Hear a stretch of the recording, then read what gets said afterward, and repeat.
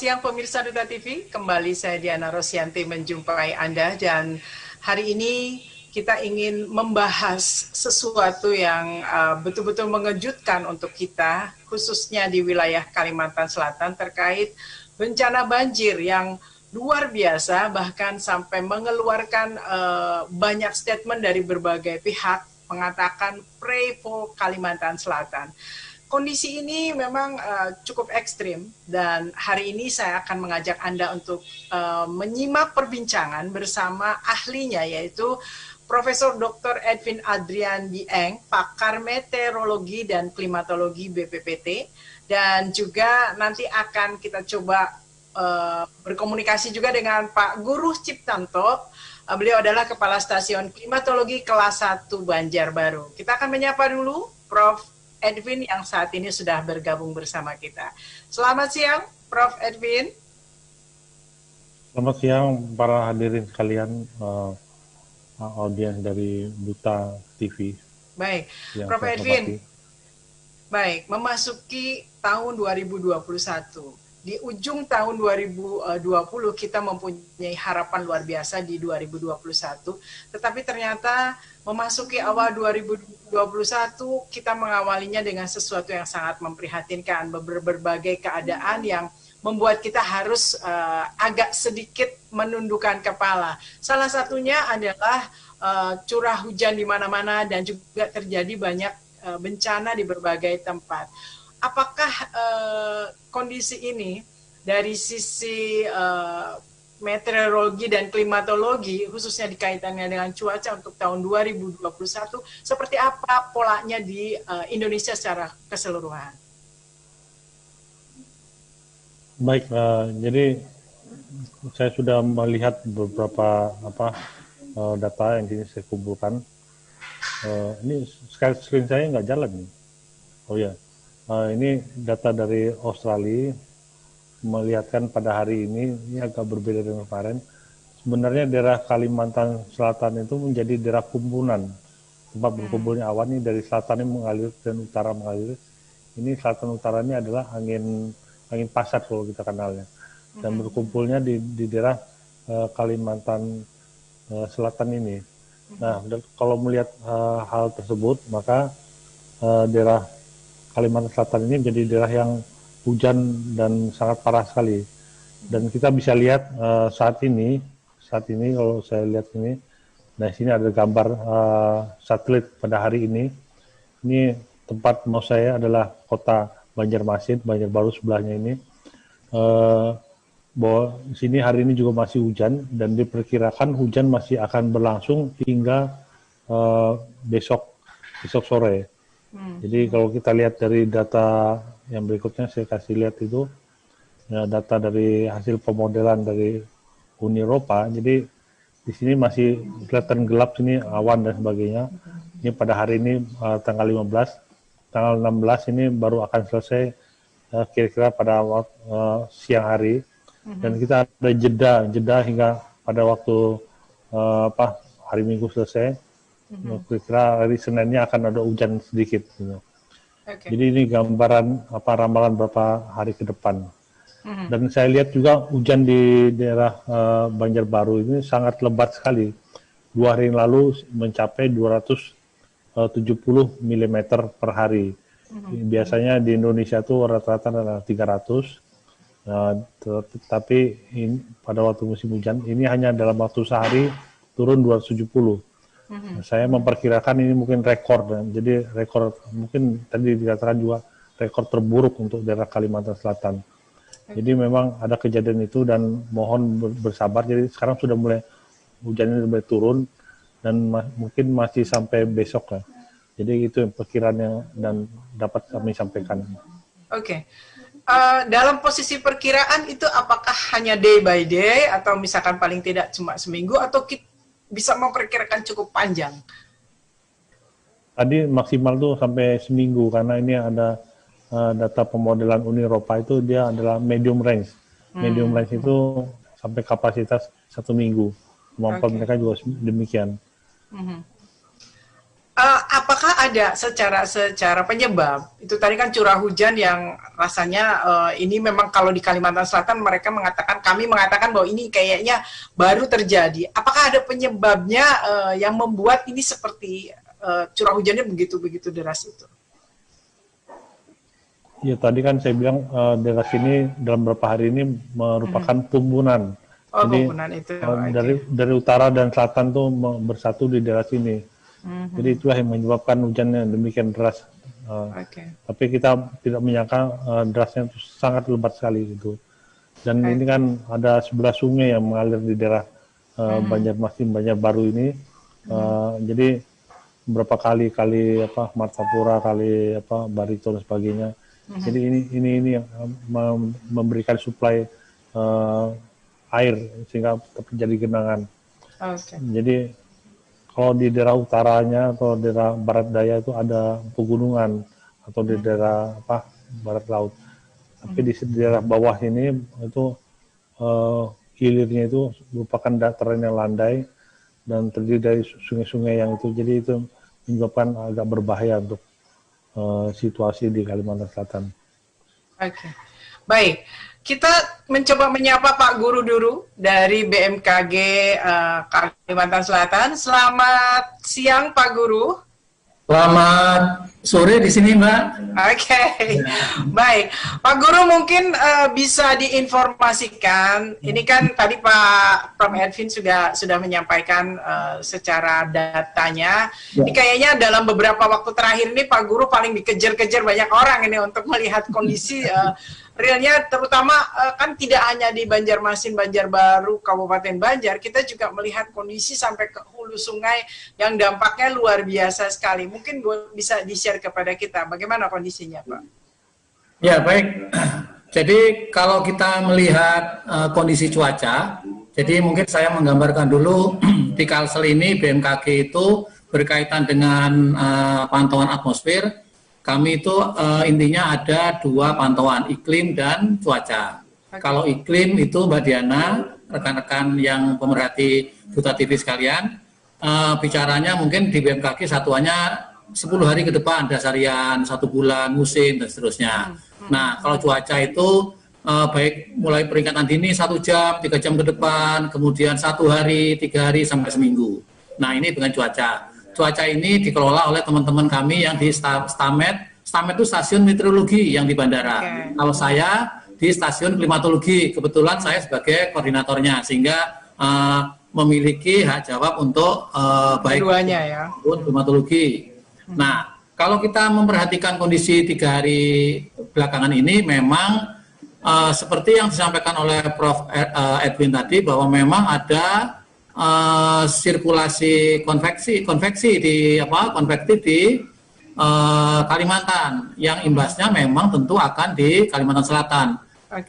Kita biasanya menyebutnya sebagai Borneo Vortex ya Prof. Jadi kalau memang itu terjadi biasanya memang mulai dari Kalimantan Barat, Kalimantan Tengah, Kalimantan Selatan itu memang terbawa dengan kondisi-kondisi dengan cuaca yang ekstrim. Nah, tercatat curah hujan di atas 100 itu tidak hanya di Banjarbaru, Banjarmasin, tapi memang mulai dari Kalsel, Kalteng itu memang demikian adanya, sehingga kondisi ini rata. Kalau memang curah hujan ini merata, saya pikir memang kondisi Kalimantan ini beda dengan daerah Jawa. Jadi memang permukaannya itu penuh dengan air, semakin mudah ya genangan-genangan terjadi. Mungkin sementara itu yang saya sampaikan. Baik. Pak Guru, apakah ketika misalkan tadi Pak Guru bilang bisa seminggu sampai 10 hari mempunyai prediksi data ya. Ketika kondisi ini apakah sudah berkoordinasi dengan pemerintah untuk memberikan warning waspada, apalagi kan dengan kondisi kita tadi sungainya pasang surut juga bisa menambah volume untuk tumpah ke jalan dan lain sebagainya dan menyebabkan banjir yang sekarang boleh dikata luar biasa sekali terjadi di Kalimantan Selatan. Ya, baik. Jadi ketika kami rilis perakiraan musim, tepatnya di awal Oktober, itu kami sampaikan bahwa tahun 2020 itu kondisi atmosfer global itu dipengaruhi oleh La Nina. Sehingga atmosfer ini cukup basah gitu. Sehingga kita cukup waspada kalau memang musim hujan nanti memang ada gangguan-gangguan lain selain La Nina yang akan mempengaruhi di Kalimantan Selatan. Sehingga koordinasi dengan Pemda, terutama BPBD yang mewakili provinsi dan BPBD di kabupaten kota sudah kami lakukan. Bahkan kami juga memberikan rekomendasi berkaitan dengan status waspada dan siaga untuk mereka. Oke, baik. Kembali ke Prof. Edwin. Prof. Edwin, ini kan kalau di BMKG jelas itu ibaratnya tuh ramalan-ramalan yang memang harus selalu secara update disampaikan ke pemerintahan. Kalau secara nasional di BPPT itu seperti apa, Prof? Ya ini karena ada pertanyaan dari pihak Duta TV, jadi saya melihatnya agak detail untuk Kalimantan Selatan. Jadi di sini saya juga menawarkan ini sebenarnya adalah radar-radar BMKG ini sekarang sudah bisa dipantau dan dilihat oleh khalayak publik. Ini ada sebenarnya ada software yang bisa diinstal di handphone masing-masing. Namanya ini Rainviewer, ini yang di tutor saya. Rainviewer disambung, Bu, jangan dipisah, disambung. Ini bisa diambil, di-download di Google Play. Nah, itu bisa melihat situasi yang darurat atau sebagainya dari daerah tempat kita tinggal berdiri. Jadi ini sebenarnya memakai radar-radar BMKG dan ya alhamdulillah daerah Kalimantan Selatan ini ada radar di Banjarmasin, di sini ada Palangkaraya dan Balikpapan serta Pangkalan Bun. Jadi agak bagus datanya itu juga. Jadi ini silakan dipakai oleh publik. Ini sangat berguna sekali untuk melihat situasinya bahwa sedang hujan atau sebagainya, dan apakah kita perlu bersiap-siap dan sebagainya. Baik. Jadi demikian. Artinya bisa kita juga mengakses dengan itu nanti kita akan tuliskan di bawahnya, secara umum. Bisa. Baik. Kita tahu bahwa bencana tidak hanya banjirnya saja, tetapi juga kemarin itu ada terjadi penerbangan juga ke arah Kalimantan, walaupun mungkin Kalimantan Barat. Apakah ini ada pengaruhnya terkait cuaca ini? Tapi kita akan kembali sesaat lagi untuk berdiskusi kembali dengan Prof. Edwin dan Pak Guru sesaat lagi.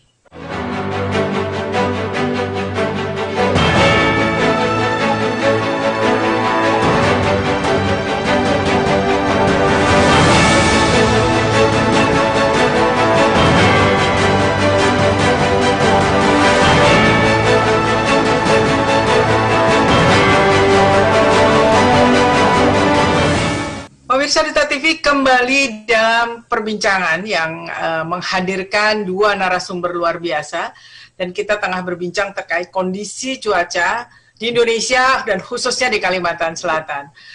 Oke, Prof. Edwin, kan ketika cuaca ini hujan dan lain sebagainya itu tidak hanya mempengaruhi tadi dampaknya tidak hanya ke banjir, tetapi juga banyak hal, termasuk adalah penerbangan. Nah, apa yang Anda lihat dan Anda sarankan untuk kondisi penerbangan dari dan ke Kalimantan Selatan? Saya lagi sibuk. Bisa nanti. Ya, jadi biasanya kalau dunia penerbangan itu biasanya memperhatikan visibility atau jarak pandang. Nah, biasanya kalau yang tidak dapat ditawar itu adalah 2 km, tapi untuk penerbangan penumpang atau publik itu 5 km. Jadi kalau ada penurunan jarak pandang itu sampai 2 km, biasanya airport itu close. Ini terjadi biasanya bukan waktu musim hujan, jarang yang musim hujan memang ada terjadi, tetapi biasanya lagi kabut. Nah, selanjutnya itu yang biasanya dikhawatirkan pada waktu pendaratan itu adalah wind shear, angin samping sebenarnya. Angin samping ini biasanya terjadi di daerah yang perbukitan dan di pinggir pantai, dan di pinggir pantai. Jadi yang biasa begini, contohnya adalah di bandara di Yogyakarta dulu juga, yang ditakutkan lagi sebenarnya karena untuk wisatawan tuh di Pulau Bali, di pasar. Jadi kalau saya lihat biasanya yang di Kalimantan tuh tidak dikhawatirkan, dan itu yang saya lihat pemasangan terakhir Windshield oleh BMKG itu di Pulau Bali waktu itu, karena kita lagi tuan rumah untuk sidang IMF World Bank itu, jadi airportnya dilengkapi oleh demikian. Jadi biasanya itu tidak membahayakan umumnya, Mbak. Oke, baik. Artinya curah hujan tidak terlalu mengkhawatirkan ya, justru hal-hal lainnya. Baik, ke Pak Guru kembali, Pak Guru. Siap. Ya, Mbak. Baik, Pak Guru, tadi Prof. Edwin kalau di bandara aman lah ya untuk di kita.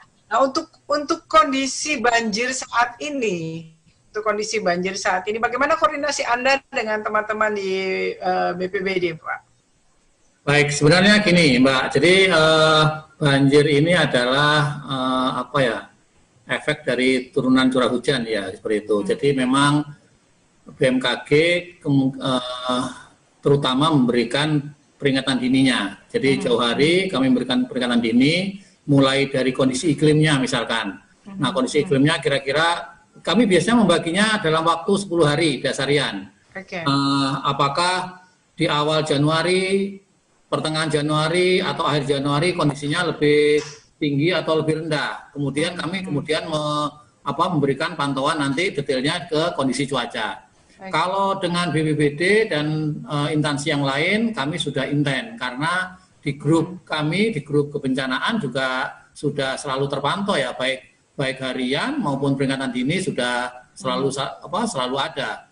Misalkan kondisi Januari ini misalkan, kami selalu membuat batasan ya, tentu misalkan batasan statistiknya seperti ini. Dalam 10 hari, kalau curah hujan terkumpul 50 mm itu biasanya masih dalam kondisi musim hujan. Nah, untuk Januari ini, memang ini adalah Januari yang pertengahan Januari. Ini kondisinya memang lebih curah hujannya lebih lebat daripada nanti di akhir Januari. Kalau nanti masyarakat Kalimantan Selatan merasakan di akhir Januari itu nanti ada kondisi curah hujannya berkurang banyak daripada dibandingkan pertengahan Januari, jangan merasa kaget. Memang dari model yang kami dapatkan menghasilkan seperti itu. Namun Februari nanti akan menjadi lebih lebat lagi. Februari awal, Februari pertengahan akan lebih lebat lagi. Nah, kondisi ini juga akan dibedakan lagi apakah yang di baratnya Pegunungan Meratus atau yang di timurnya. Untuk sementara memang puncak hujan memang di Januari itu sebagian besar memang ada di bagian baratnya Pegunungan Meratus, termasuk Tabalong, Balangan, Banjarmasin, Batola, seperti itu. Kemudian yang di timurnya, di timur Pegunungan Meratus seperti Kabupaten Kota Baru, Pulau Laut, itu nanti puncaknya ada di Juni malahan. Jadi teman-teman BPD ini kami berikan, ini jangan nggak berhenti sampai di sini puncak musim hujannya. Artinya kalau melihat seperti itu kok kayak nyambung terus, walaupun mungkin dengan daerah yang berbeda-beda untuk yang intensitasnya. Ya, ini kan berkaitan memang dengan dinamika. Nanti Prof. Edwin pasti akan mengatakan ini dinamika seperti itu. Dan yang ciri khas lagi ada di Kalsel, daerah-daerah yang masuk non-zone. Non-zone itu tidak kurang bisa dibedakan antara musim hujan dan musim kemarau, yaitu di bagian selatan tanah laut dan tanah bumbu. Jadi ketika teman-teman yang di Tabalong mungkin di bulan Juni, Juli itu kemarau, justru kemungkinan ada banjir di tanah laut, di Kintab, misalkan di Plehari, itu kemungkinan besar bisa saja terjadi. Baik. Ke Prof. Edwin. Saya tuh jadi mengingat begini, Prof. Ketika saya zaman kecil dulu, itu kayaknya menghitung cuaca itu berdasarkan bulan. Berberan itu artinya curah hujannya akan tinggi gitu lah ya. Kalau di luar itu curah hujannya sudah mulai berkurang begitu. Tetapi kan kayaknya sekarang ada anomali, tidak bisa lagi kita mengikuti yang seperti itu. Kondisi seperti apa yang bisa menyebabkan ini, dan sebetulnya kondisi cuaca kita nih seperti apa ke depannya? Ya, itu mungkin terjadi perubahan jangka panjang yang dikenal dengan perubahan iklim.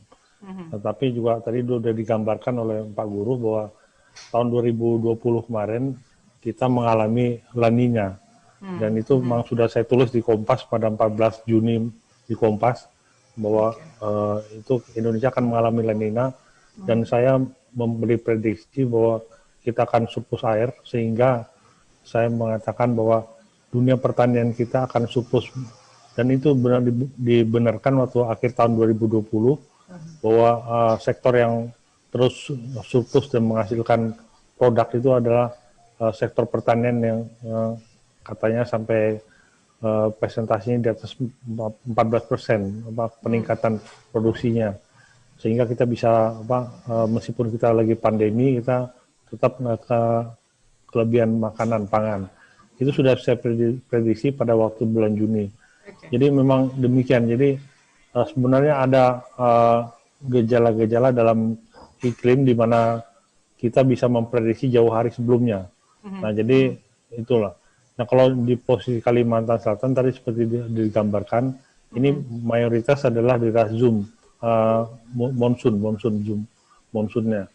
Nah, tapi mungkin ada sebagian kecil yang bukan monsunal, yang tadi juga digambarkan oleh Pak Guru. Nah, tapi ini saya juga lihat peta Kalimantan Selatan, kalau iklimnya itu daerah monsunal itu mirip seperti Jawa. Jadi ada bulan-bulan yang hujannya banyak dan bulan-bulan yang bisa kemarau. Tetapi kalau kita lihat ke Kalimantan Tengah, Kalimantan Barat dan Kalimantan Utara itu mayoritas adalah sifat hujannya ekuatorial. Jadi sepanjang tahun tuh selalu surplus di atas 50. Tadi kata Pak Guru tuh kalau batasnya aja 50. Kalau dalam 10 hari itu 50, artinya dia kalau kelebihan nanti dia musim hujan. Kalau rendah di bawah itu.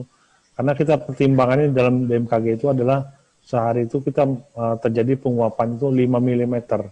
Jadi kalau per 10 hari, jadi 5 mm, jadi 10, 50. Jadi kalau hujannya di atas 50 itu akan terjadi surplus dan akan dianggap kemungkinan hujan, musim hujan gitu. Dan kalau di bawahnya adalah kemarau. Nah, Kalimantan ini mayoritas rata-rata adalah daerah yang non-monsunal atau disebut ekuatorial. Makanya daerah di Kalimantan itu banyak daerah-daerah gambut atau daerah rawa basah. Ini meskipun demikian juga Kalimantan Selatan juga banyak daerah rawa basah atau gambutnya. Jadi memang pada dasarnya memang hujan di pulau ini memang besar. Tetapi tidak sebesar yang kemarin terjadi 2 hari yang lalu hingga 270 dan 5 hari yang lalu kalau nggak salah 230. Itu yang kejadian seminggu ini sangat besar sekali. Jadi mungkin itu gambar-gambarannya, Mbak. Oke, baik. Ketika misalkan ada ramalan atau prediksi yang dilakukan oleh Anda di BPPT ataupun mungkin dari teman-teman di BMKG yang disampaikan kepada pihak-pihak terkait, sebetulnya kan sudah bisa mengukur tadi kan seperti tadi bahwa curah hujan akan begini, produk pertanian akan surplus dan lain sebagainya. Nah, termasuk adalah ketika misalkan ternyata airnya ini over sekali seperti di Kalsel ini dan akan terjadi banjir. Biasanya saran-saran seperti apa yang disampaikan? Apakah saran teknis atau hanya sekedar informasi bahwa ini curah hujannya akan deras gitu loh kan? Kalau saran-saran teknis apakah juga disampaikan kepada pihak-pihak terkait? Ya itu kan itu pada dasarnya tugas dari BNPB itu. Jadi kalau kita tahu bahwa BMKG itu tugas utamanya adalah peringatan dini cuaca, peringatan dini iklim, peringatan dini tsunami. Bukan gempanya tapi tsunami-nya. Nah, sekarang itu yang tadi Mbak tanya itu bagaimana sikap kita ini biasa kita ngambil dari sejarah, Mbak. Jadi kalau kita hujannya tinggi, nah itu BPBD atau BNPB lihat biasanya kalau hujan tinggi ini apa yang kita waspadai, misalnya daerah Jawa Tengah itu daerah lereng, daerah yang di Pantura mirip seperti Kalimantan Selatan ini daerah dataran rendah, apa yang perlu diwaspadai. Jadi itu belajar dari sejarah dan BNPB atau BPBD akan menyiapkan biasanya resiko-resikonya adalah demikian dan yang perlu diwaspadai bagaimana itu. Itu belajar dari sejarah daerah tersebut gitu. Baik, artinya informasi awal peringatan dini ini harus diolah kembali di timnya BPBD untuk disampaikan secara teknisnya. Nah, kami sudah mencoba menghubungi BPBD Kalsel, tetapi tampaknya sedang ada kesibukan karena juga ada conference juga dengan gubernur. Kita nanti akan mencoba untuk terus menghubungi untuk bisa mengkonfirmasi kondisi kedepannya seperti apa. Dan dari Pak Guru, kita juga nanti akan konfirmasikan seperti apa komunikasi yang sudah dilakukan dengan pihak BPBD. Kita akan kembali sesaat.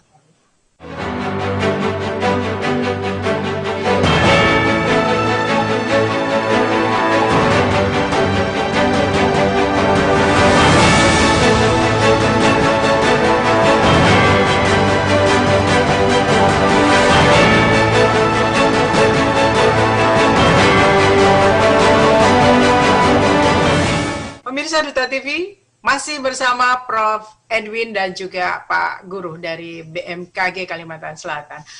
Pak Guru, tadi Prof. Edwin sudah menyampaikan secara umumnya kita ingin bicara Kalselnya. Apa peringatan dini yang sudah Anda sampaikan kepada tim BPBD? Apakah juga ada analisa-analisa khususnya yang artinya kan prediksi Anda kemarin sudah mengatakan 10 hari sebelumnya curah hujannya bakalan luar biasa dan pasti ada kondisi-kondisi yang harus diantisipasi. Apa yang sudah dilakukan? Karena kami belum bisa menghadirkan Pak Mujiat ya, Kepala BPBD, karena saat ini masih mendampingi Gubernur. Silakan Pak Guru.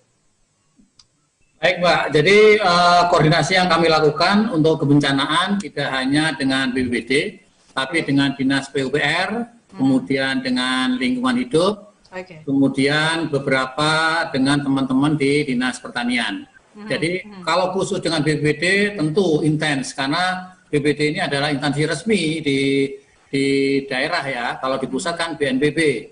Maka jauh hari berkaitan dengan kondisi atmosfer yang kondisi langit, gitu bahasa umumnya, yang akan menjatuhkan air, apakah airnya banyak atau airnya dikit, itu kami sampaikan. Ini bagaimana musim hujan di Kalimantan Selatan? Karena musim hujan ini tentu akan mendapat dampak kegiatan. Makanya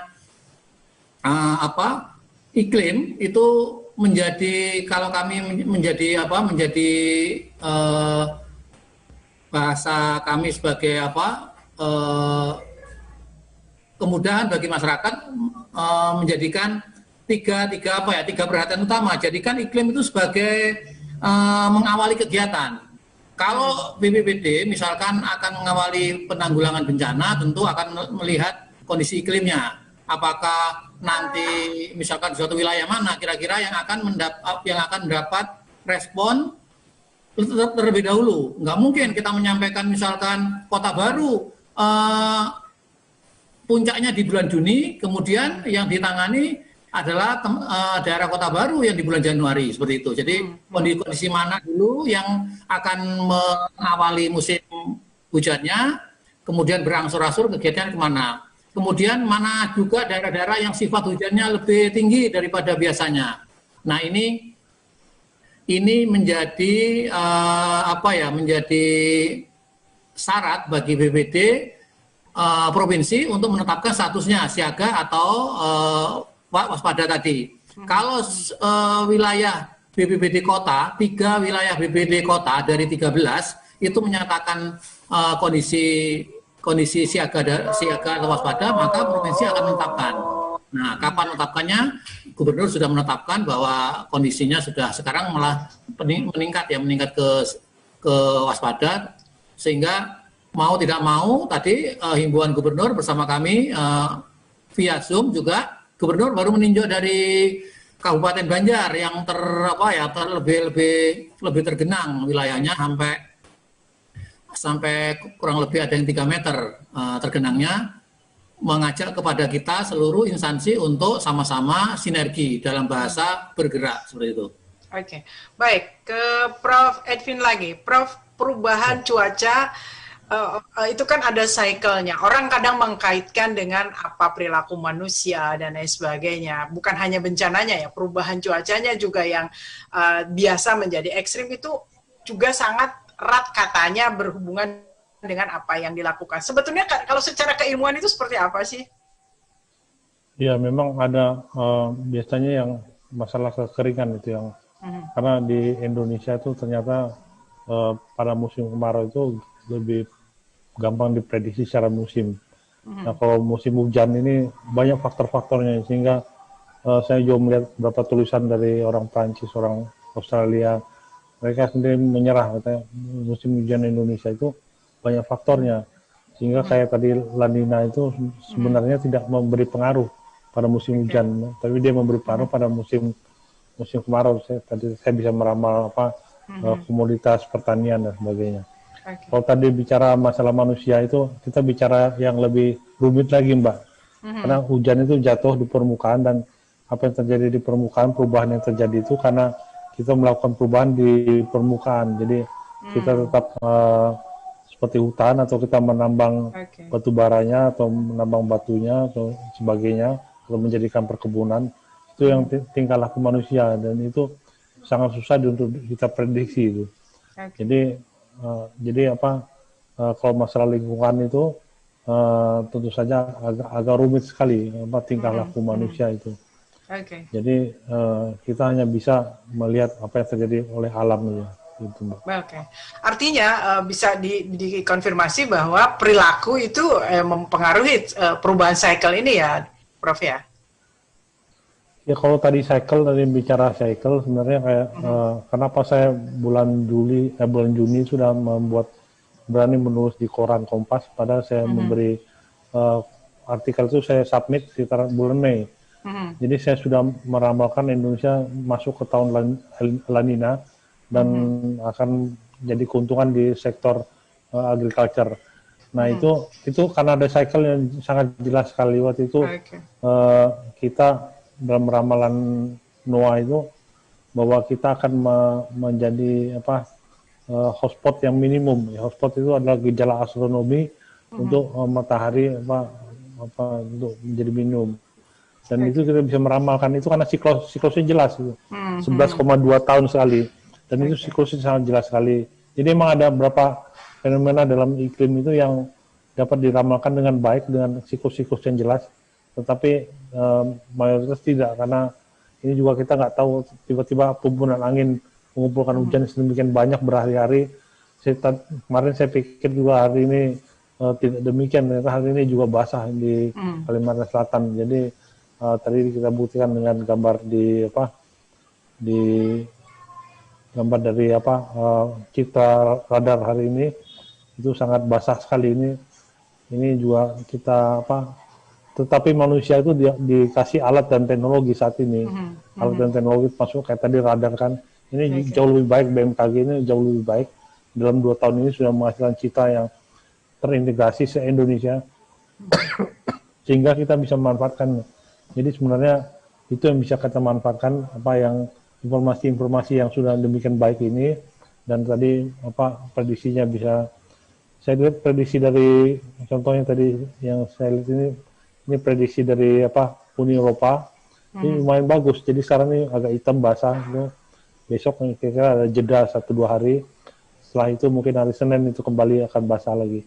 Jadi itu kemajuan teknologi manusia yang mestinya kita manfaatkan untuk masalah-masalah bencana saat ini.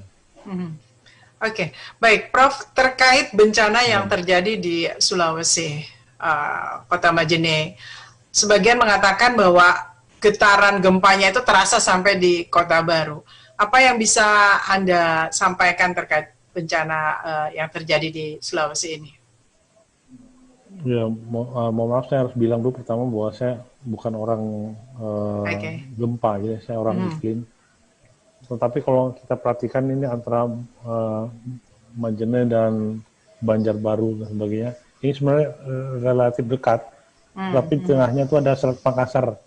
Selat Makassarnya sampai ke kedalaman sampai 1,5 kilometer. Jadi kalau dulu ingat pesawat Adam Air itu jatuh di sini juga di dekat Majene itu kedalaman yang diambil puingnya itu sampai kedalaman 2 kilometer. Nah ini menandakan bahwa sebenarnya lempeng di Sulawesi dan lempeng di Kalimantan ini berbeda. Meskipun gempa itu pasti kerasa. Jadi nggak usah di Banjarbaru, gempa yang ada di Indonesia itu akan kerasa di Amerika yang kerasa di Eropa sebagai ini akibat kemajuan teknologi, kita dapat merasakan dan juga dapat merasakan gempa manusia atau gempa alam gitu.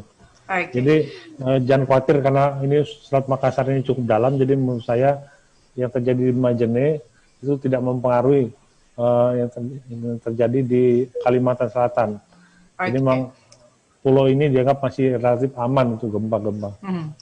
Baik, Pak Guru, kami mendapatkan banyak masukan atau laporan dari masyarakat, termasuk tadi dari Kota Baru ketika banjir itu juga terjadi di sana di beberapa bagian, lalu merasakan gempa, lalu ketakutannya itu menjadi berlipat. Ada ketakutan tsunami, ada ketakutan ini. Nah, bagaimana Anda melihat ini di Kalimantan Selatan? Ya, jadi gempa yang terjadi di Sulawesi tadi memang dilaporkan oleh teman-teman yang di Kota Baru itu terasa. Jadi terasanya 2 sampai 3 skala MMI. Jadi getarannya memang apa ya? Jadi gini Mbak, berkaitan dengan gempa ini masyarakat di Kalimantan ini kan jarang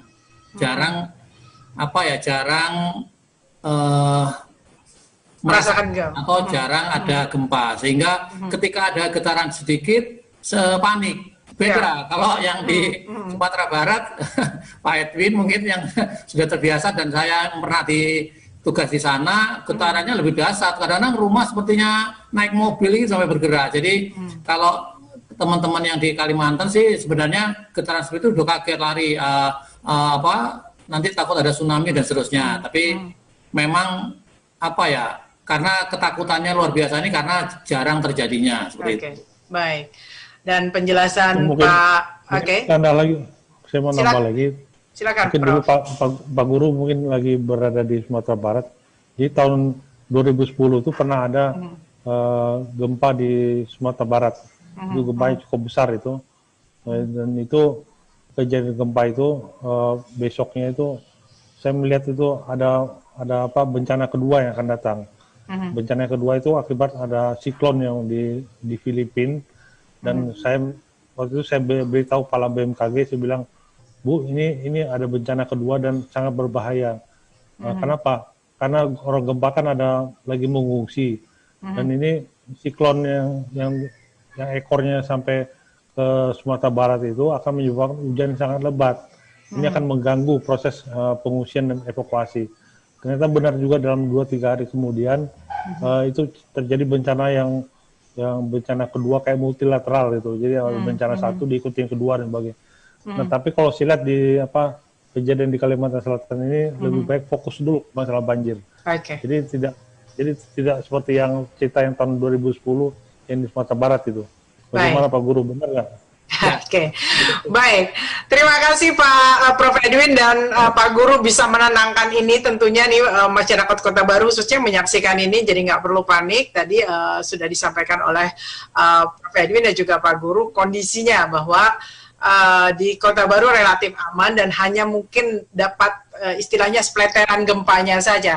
Kita masih akan membahasnya lagi bersama Prof Edwin dan Pak Guru sesaat lagi.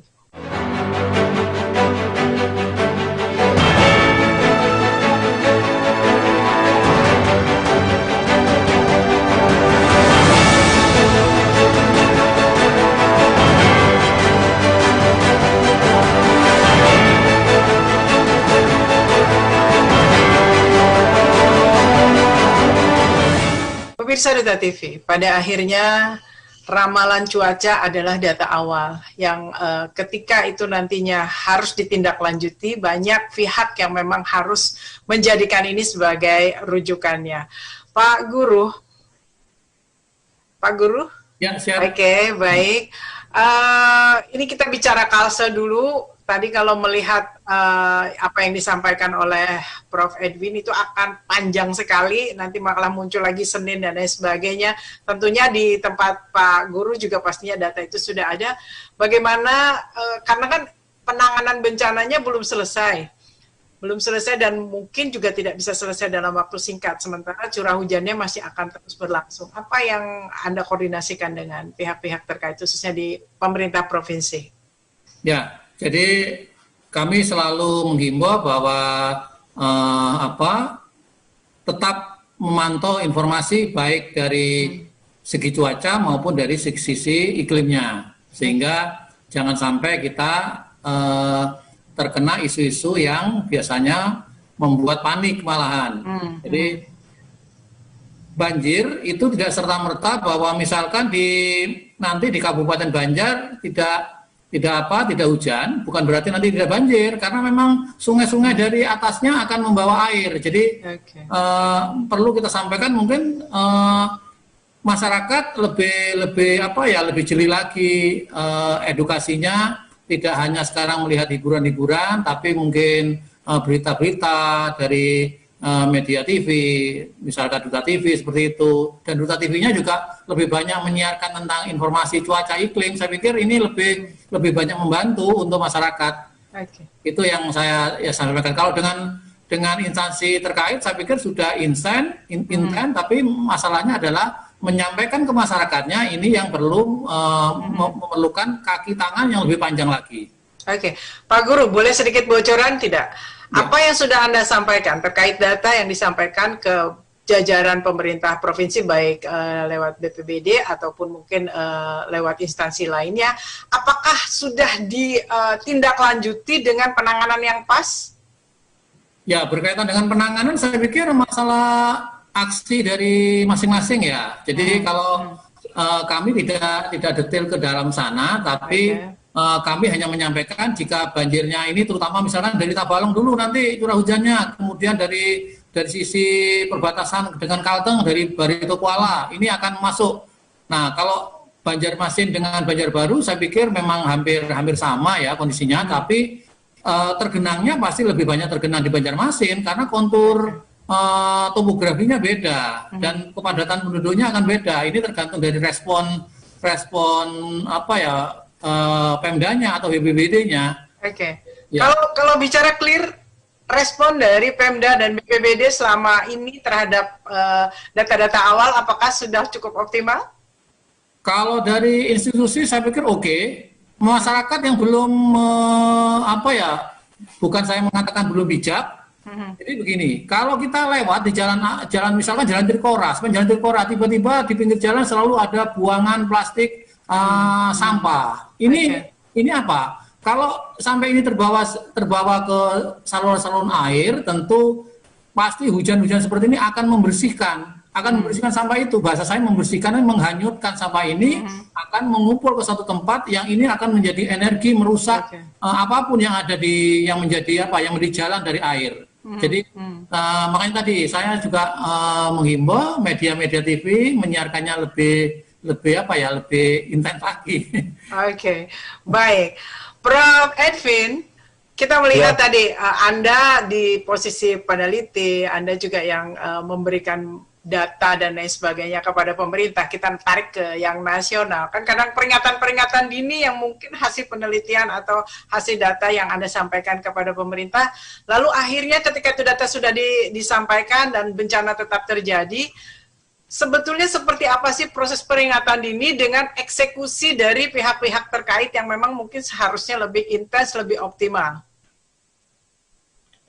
Ya memang itu di mana-mana ya, tidak negara maju, negara berkembang juga.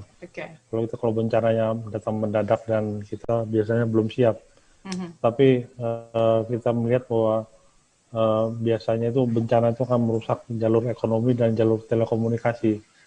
Makanya kita upaya dua hal itu dulu. Ini kan saya lihat kemarin ada banjir itu beberapa sungai itu memutus jembatan-jembatan yang lumayan penting gitu. Dan ini sebenarnya di Jawa juga lagi terjadi, ada jembatan kereta api yang sehingga yang biasanya 2 jalur hanya 1 jalur sekarang jalan. Itu jadi pemerintah daerah harus pertama tuh pulihkan jalur komunikasi, lalu yang kedua itu jalur energi atau PLN dan sebagainya. Yang ketiga itu jalur-jalur mana yang transportasi yang kita anggap paling rawan, itu untuk jalur ekonomi, untuk rakyat bergerak. Nah itu jadi satu persatu kita pulihkan dan memang tidak ada namanya magic formula untuk semuanya itu. Saya rasa semuanya juga pasti akan kepepet dan biasa kan pertama selamatkan diri masing-masing, dan itu adalah tugas penting dari pemerintah didampingi oleh BPBD. Kira-kira apa yang kalau kita lihat sekarang yang terjadi di Sulawesi Barat kan, dari rumahnya gubernur dan sebagainya juga hancur. Jadi kita pulihkan dulu ekonomi dan telekomunikasi tadi. Itu supaya meningkatkan kepercayaan publik, itu telekomunikasi dipulihkan dulu. Itu karena biasa dalam setiap bencana itu yang terjadi. Yang baik. Fokus. Baik, terima kasih atas pencerahannya Prof. Edwin dan juga Pak Guru. Mudah-mudahan ini bisa menjadi pengetahuan baru juga bagi masyarakat, bagi mereka yang selama ini juga mungkin tidak paham. Tadi juga link yang disampaikan oleh Prof. Edwin, nanti kita akan bantu sharekan untuk masyarakat bisa akses untuk melihat bagaimana kondisi cuaca saat ini. Dan Pak Guru, selamat berjuang Pak dengan teman-teman di BPBD, terus berkoordinasi. Kita masih panjang tampaknya perjuangan kita untuk menghadapi kondisi seperti sekarang. Terima kasih ya Pak Guru sudah bergabung. Diana, salam iklim dari Staklim Banjarbaru. Siap, baik. Terima kasih sekali lagi Pak Guru dan Prof. Edwin dan Anda semua. Kita masyarakat Kalimantan Selatan, dalam kondisi seperti ini tentunya kita harus bijak bahwa semua faktor itu mempengaruhi terjadinya kondisi sekarang. Karena itu evaluasi penting, dan mari kita support, tidak saling menyalahkan, tetapi lakukan apa yang terbaik yang bisa kita lakukan. Karena masyarakat Indonesia sangat terkenal dengan gotong royongnya luar biasa. Untuk hal-hal terdampak, mari kita saling support. Untuk hal-hal yang sifatnya memang menjadi kewajiban pemerintah, mudah-mudahan bisa segera untuk mengantisipasi ini. Terima kasih sekali lagi untuk seluruh narasumber, dan saya Diana Rosianti, sampai jumpa.